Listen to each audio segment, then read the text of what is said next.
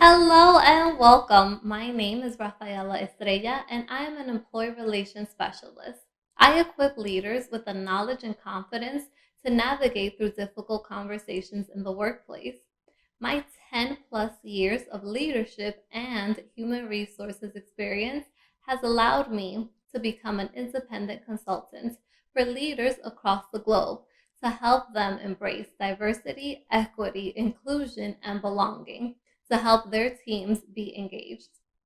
I have had the opportunity to hold various leadership positions at a leading retailer and have been responsible for thousands of employees being satisfied, engaged, and retained. I truly believe that people are any organization's most important asset, and that is why I am so passionate about assisting leaders everywhere play their role to ensure that employees feel valued, respected, and heard. Congratulations on taking the first step to improve your organization's employee engagement, increase sales, and reduce turnover.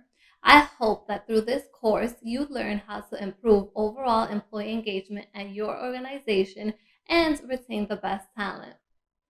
In this course, we will show you how to assess employee satisfaction through surveys. Currently, only 33% of employees report being engaged.